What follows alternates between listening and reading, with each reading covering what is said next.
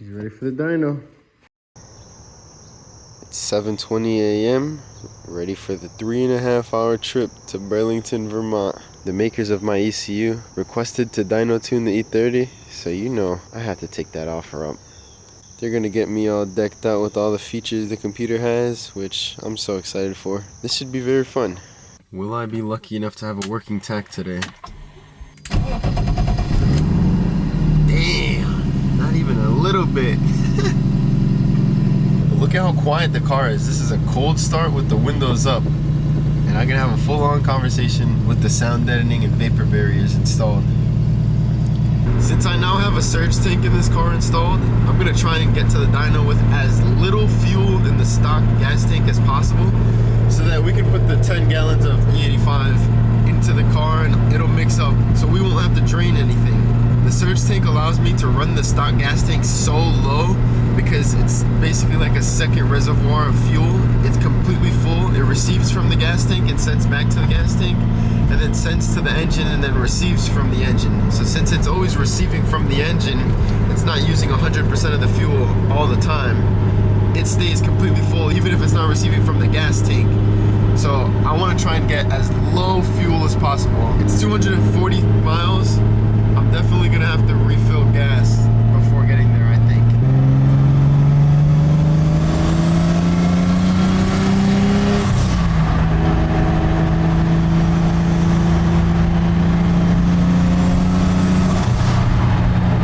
On the road, the trip has commenced.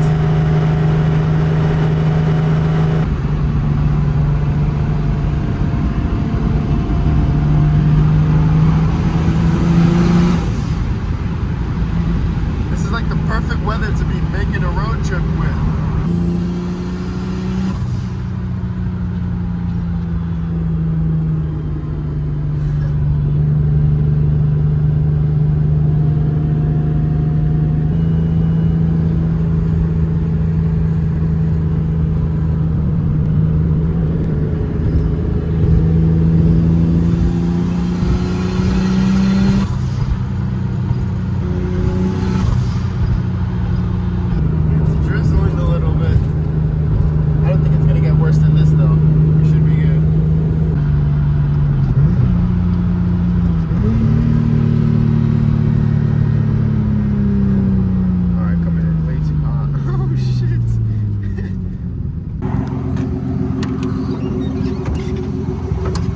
This keeps getting disconnected. This is the surge tank that I was talking about. It's just always running.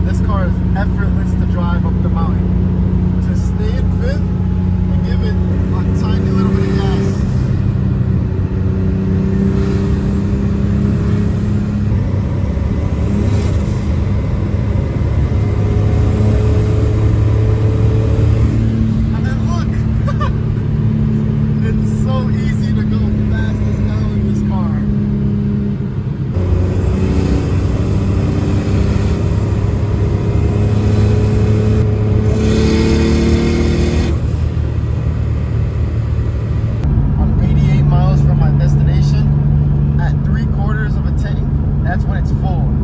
So right now I have about a quarter tank left of gas. I think I'm gonna add 3, maybe 4 gallons. 3.5. I'll add 3.5 gallons.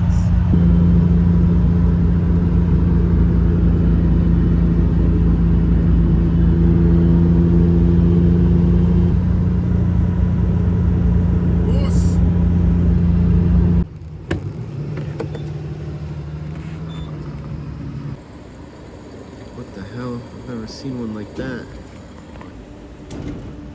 Let's see if that's enough on the gauge. Damage report. All that rain and water. Oh my god. And the amount of dead insects on the front of the car. Holy shit. I have 80 miles left. I think 4 gallons.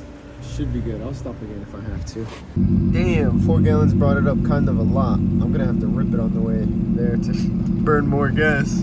This is wild.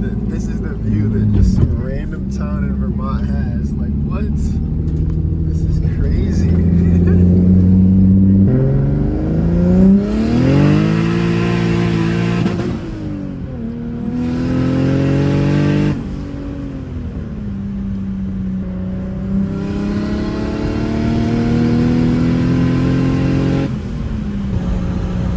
Windows open, that's why it's so loud. I've been doing the whole trip with the windows up.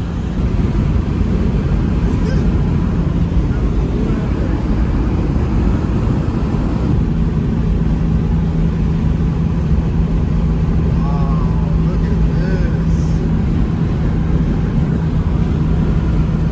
25 miles to go. I think the calculation was perfect. It's gonna be good. The car is getting so cooked. Look at this windshield. I'm 5 minutes from VEMS. That's the update on the gas. Absolutely perfect. That means a little less than a quarter tank that I have.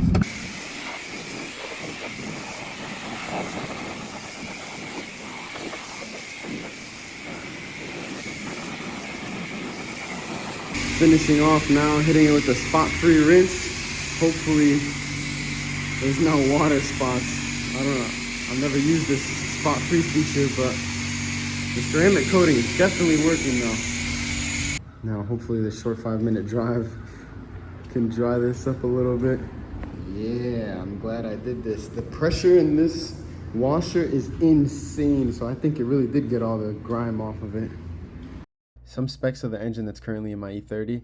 It's an M50 block with 10.5:1 compression ratio, CP pistons with eagle rods, 86.5mm bore pistons instead of the 84mm, so it's a 2.5mm over bore to the S52 stock size, making the M50 a 3-liter. M52 B28 crankshaft, copper spacer and cut ring head gasket. The copper spacer brings the compression ratio down to about 9, I believe, from the 10.5:1.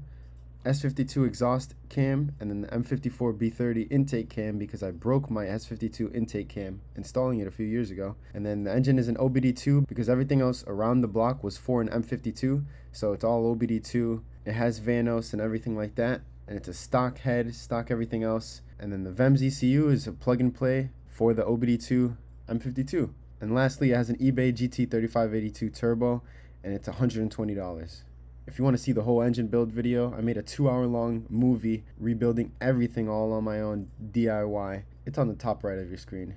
I have arrived. Look at that. Car did not dry off at all.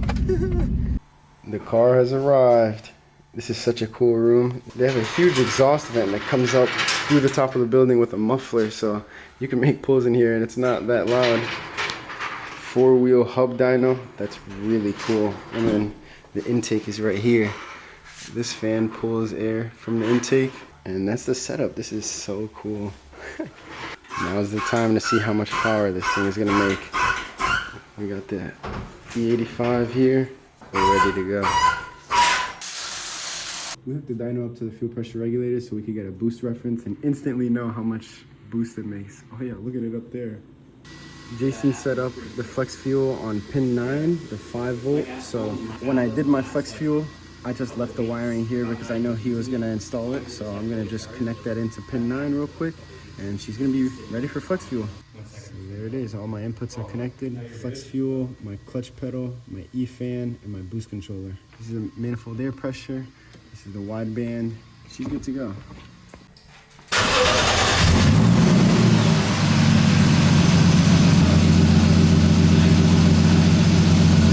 They have a tablet that when you plug it in, it automatically turns on, which it runs off of when you turn the car on. Once you give it 12 volts, it turns on automatically, and you get everything. Damn. That is so cool.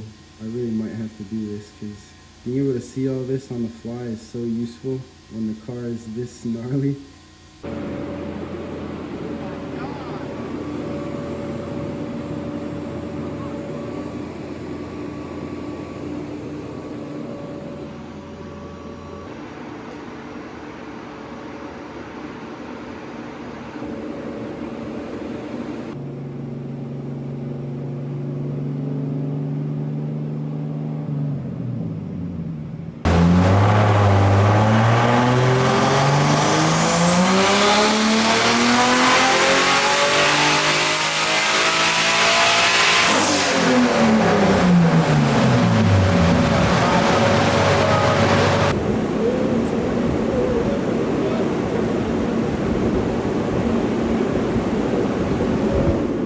424 is really good. Yeah, not bad. What? It went really rich. That's why it dropped off. Yeah, I was being safe with it. I was a lot richer than it was before. Before it was making 515 and I was getting like 16 miles per gallon doing DoorDash. And now I got like 14 miles per gallon, making way less. Yeah, I'm gonna adjust the timing. Will help with the fuel economy. That's a really good first hit. Where's your AFR? The lower is richer. The orange one's AFR. Yeah, you probably want to be like right around that line, like right there. That's too rich. Now he's just coming in, changing the timing a little bit.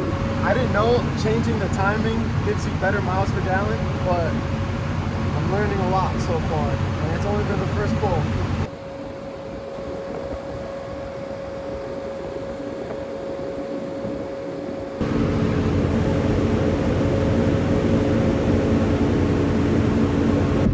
Alright, so in here, before we even started the run, you could see that, our target is this blue line, and the actual AFR or lambda was, quite a bit rich from the target. So what we're going to do here is we can basically lock the dyno at each RPM bin and then just kind of work our way into boost to get this all dialed, and then we'll start doing sweep runs. Damn, that is so much better than doing it on the street. Oh, yeah, for sure. It's on the way street, faster. it's sketchy as hell trying to get every bin accurately, but locking the dyno is such a good feature. We'll just basically... Not yet, you just adjust it while it's there. Yep. I'll turn the closed loop off real quick, just because it'll be easier. Yeah, so you want it to be an open loop so that it makes no adjustments, and then you get to give it the actual value that it's reading. It's a lot more dangerous doing it like this, but on a dyno, that's what you want. Yeah, it's controlled, so I mean, you can... On the street, if I were to do it on open loop, I gotta be very careful.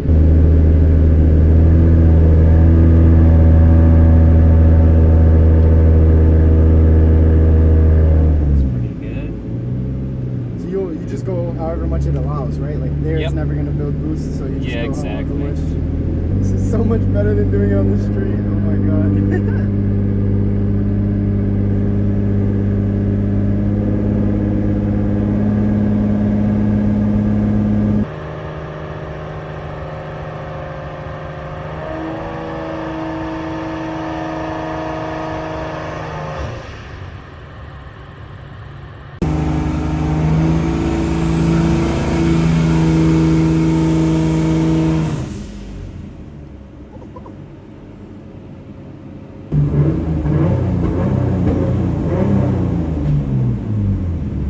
That's the responsiveness when you first touch the throttle.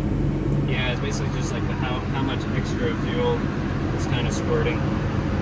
Yeah, because sometimes it falls on its face when I give it gas, but that took a really long time for me to figure out. And then when I hit you guys up, you're like, yeah, just change this real quick. And then I was like, what? It's a whole new car now. Just changing the accelerator enrichment. It's kind of more of like a tuning. This is more of a feel thing rather than it being perfect. Yeah. Damn, it looks really good though. You're barely giving it.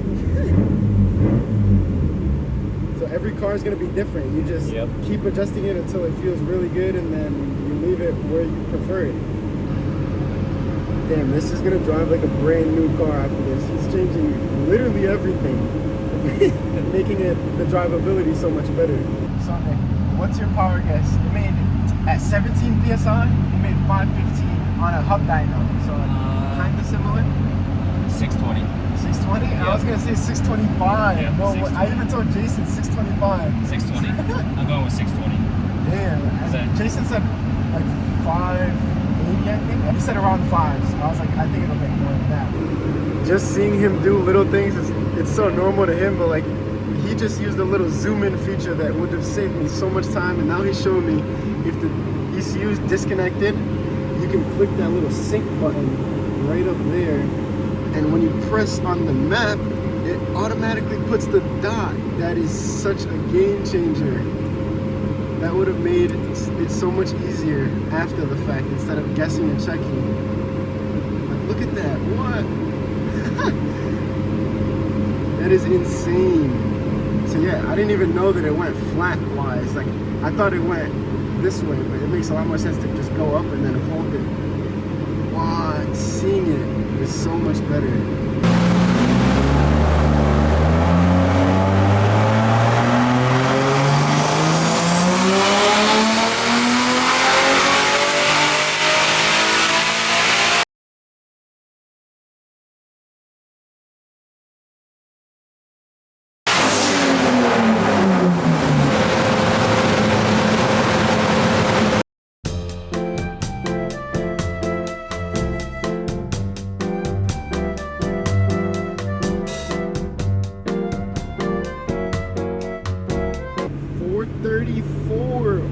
That's exactly what I guessed. It gave me like 10 wheel more with the good air fuels. Dude, 11 PSI? Not even. It got down to 10.8. This right here is the graph for the boost by gear. I didn't even realize. This is first gear, this is second gear, third, fourth, fifth. And then I'll be able to come in. He's setting it up so that all I have to do is change the target on this table, and it'll automatically take care of all the fueling and take care of everything. If I have traction issues, I can pull it back a little. If I have more traction available, I can extend it a little bit. And it's all a thing that you gotta go by feel depending on how your car's set up on the street. Depending on what tire you have, it all makes a big difference. So now we don't know what amount of boost the car's gonna make at 25% boost duty cycle for the boost controller. So we're gonna test it, see how much it makes, and then from there you make a little adjustment, see how much it makes, and then you just keep testing to see how much it ends up making. 25% booties, 25% boost duty cycle.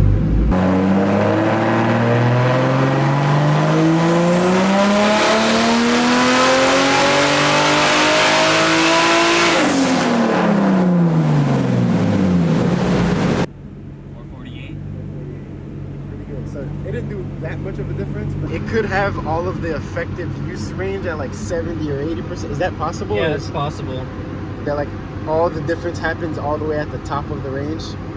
The biggest thing is it's you can different see here for every car. The closed loop boost control. We had 25 in there, but to keep the boost on target, it actually added 50%. But now we can take these numbers, input them into our target table. So at 4,000, it really wanted 31. Oh, you so just put that 31 actual number there? Yep.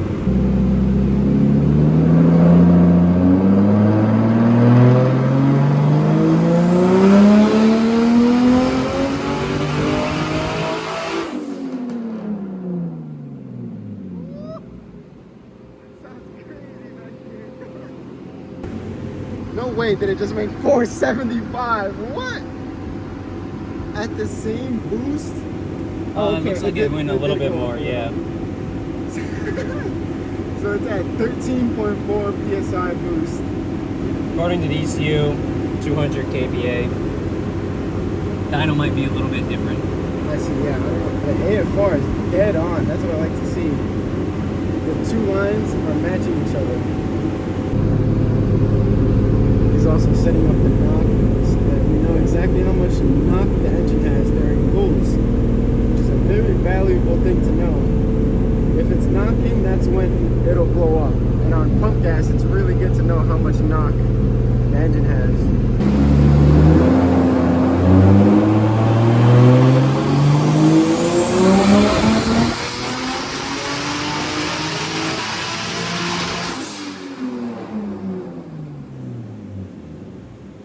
I was just telling Nick because he was asking how much PSI do I want to run on pump gas. I think I want to leave it here because before I made 515 after peak torque, but now we're giving all the boost as soon as possible. So I've never had this torque right here. I've always had it after. I think this setup right now is going to be very fun. Let's see if it'll break 500 on pump gas.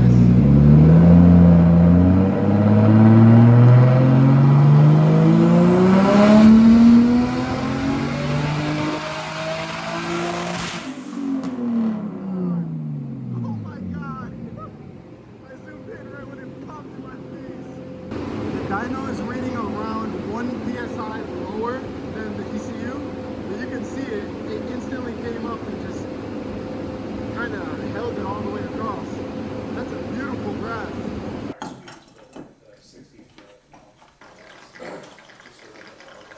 For right now, put in like 2 gallons. Okay.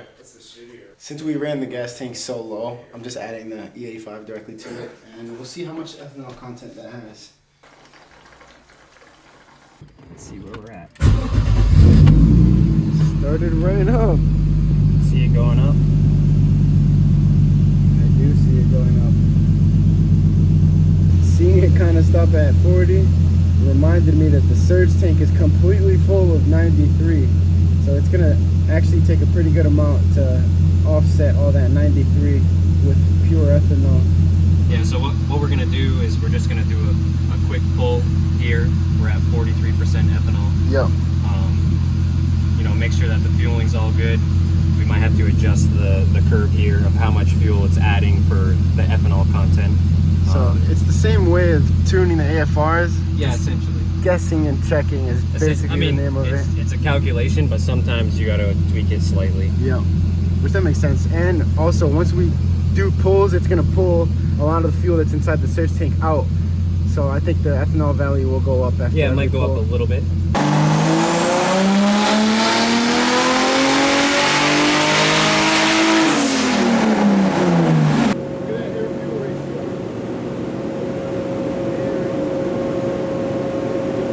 Since the air fuel was good on that last run, he feels confident that I can keep adding more ethanol and it's going to keep adjusting properly along the whole scale.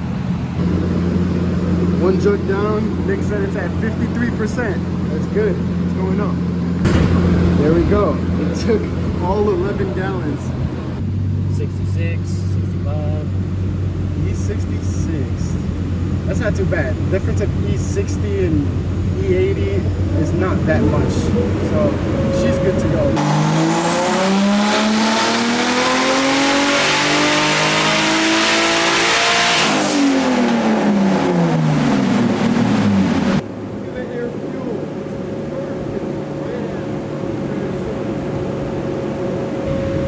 Making right around 210 to 215 kPa, right? Yep.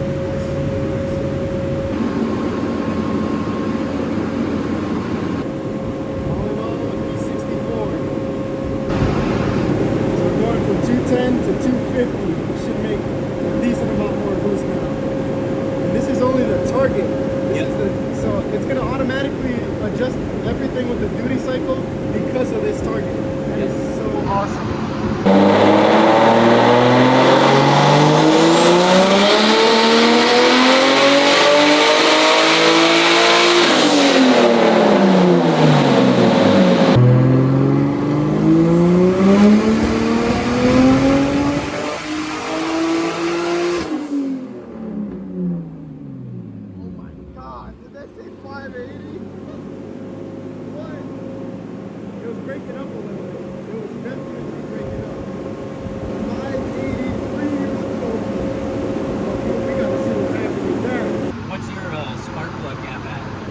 gap that it has. Yeah, we can gap them lower.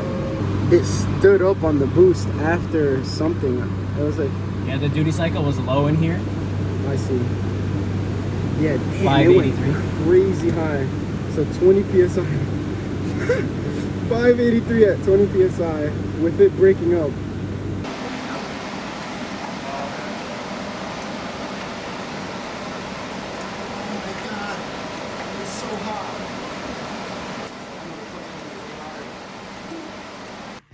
It's at 32,000s. Let's drop them down to 25. Oh God! So how do you just mush it down? This- okay, that makes a lot more sense. Because when I try and spark plug or gap them, I just push them on something, and it's not very accurate. But Yeah, spark plug tool. so they were at 32,000s. That could explain why I was breaking up. 25. No way! First try? No way! It's all fit, right? I stand on it. 32-ish. 32 and now 25. If it's at 25,000s. Yeah, and the reason why we do the spark plugs first is because it's like That's the most. we up the boost and then it's happened, so it's like 99% chance it's something with spark. And we upped it kind of a lot too. Yeah. It was at 15, not Yeah. 20 psi. Yeah, so you're like, It's just blowing the spark out. yeah. Would you go tighter than this if it's still an issue, or that's kind of the sweet spot for them? Yeah. And you can go down to like 18 if you need to, but it's kind of a Stretch. Yeah. I see. Right. Spark plugs are gapped. Please no more breakup.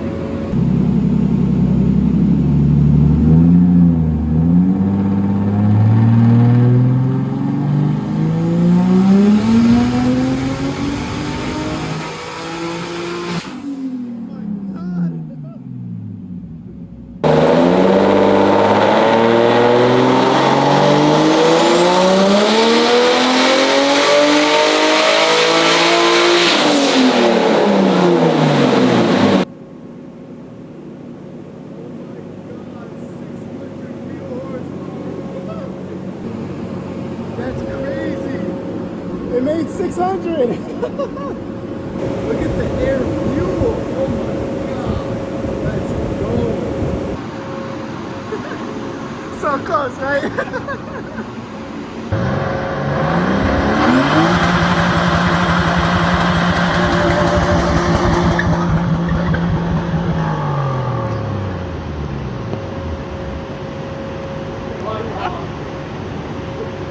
Do you know what ethanol it's at right now? Is it still at 65? Not bad, 64. That was 250 kPa. Yep. Now he's gonna go to 275. Yeah. Yeah, so 250 kPa was the target, and it was holding it Yep. the whole time. Yep. It was going a little bit over, but that's just the fluctuation. That's amazing. So here, we're definitely gonna hit 25 psi.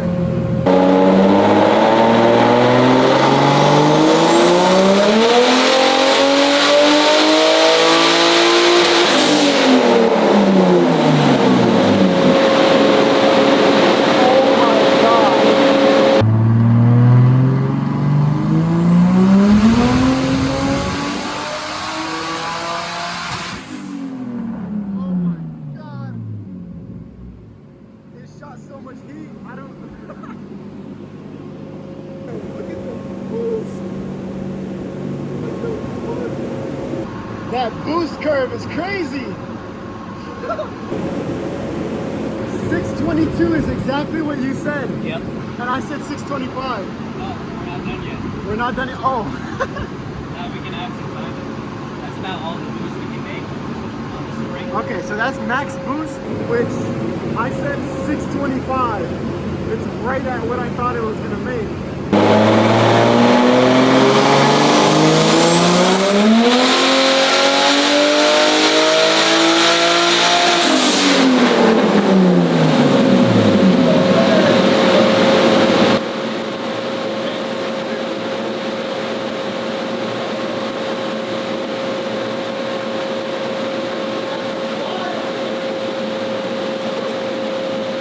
Yo, I'm scared. I'm honestly scared. I don't know what to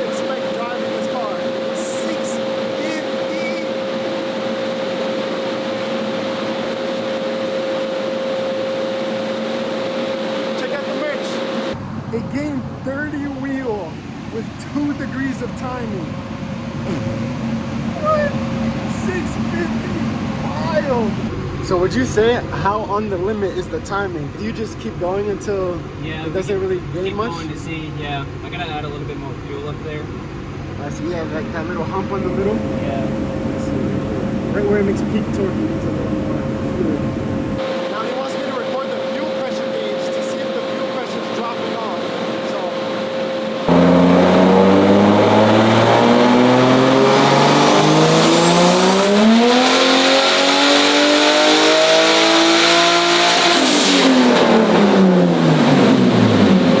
Added fuel, it lost power a little bit. Yeah, because when it's leaner, it makes more power, right? Yeah, a lot more risky. Yeah, more riskier. Yeah, which I'd rather be as safe as possible. Where it's at is already an astronomical amount of power for me, so Yeah, especially in this car. So we can leave it if you want. It's at like 17.5 degrees of timing. 17 and a half? I have no idea what that means. We can add another degree, see what it picks up. We could see what it does just to see what the car likes. Let's see what this 1 degree does. 1 degree, all right.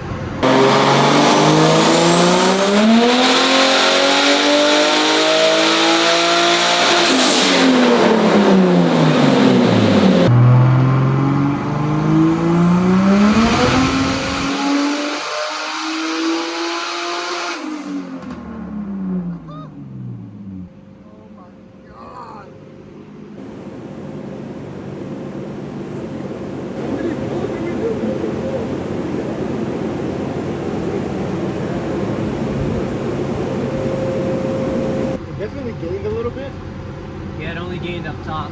but if you think it's riskier and not really worth it, I don't mind. 15 horsepower. That's fine. Yeah. So like 1 degree gaining 15 horsepower, that's a pretty good number. So you don't think Yeah. it's at its limit because of that, right? No, I mean, I probably wouldn't go any further past that since, down low it didn't really gain any. I see. Yeah, I definitely don't want to go more than that. That's that's so much power. Let's try. Everything on the computer is good. Injectors are at 90%, high 80s.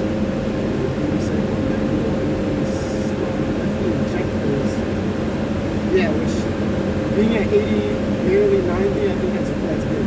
Yeah. No more. Yeah, safe fueling. Yeah, I think she's good to go. That's awesome. He's gonna do launch control now.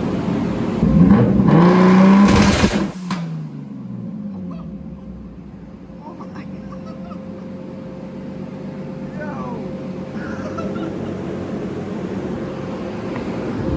Yo, that shook my whole chest. I couldn't really hear because the earmuffs, but oh my God. Was that 4,000 RPM? Yep. Oh my God. I felt like I was gonna blow the building over. It was so strong. That is the final dyno graph for the day. That is unbelievable. 500 horsepower on pump gas and 650 on E64. That's crazy. We had 400 horsepower when we rolled in here. Honestly, I can't thank you guys enough. This is such an honor to be here by the makers of my ECU. And thank you to you, Jason, because you've helped me so much throughout the time setting everything up. All the calibrations, you're just like, yeah, try this. Instantly worked right away. I'm like, what the hell? Fun when it works, bro. Yeah, right? And this dude Nick is over here first trying everything. Like, you guys know what you're doing. Like, this is so impressive. Look at this. Like, oh my God. If you want to watch me drive that car home at 650 horsepower, make sure you subscribe. Stay tuned because that is going to be the next video I upload right after this one.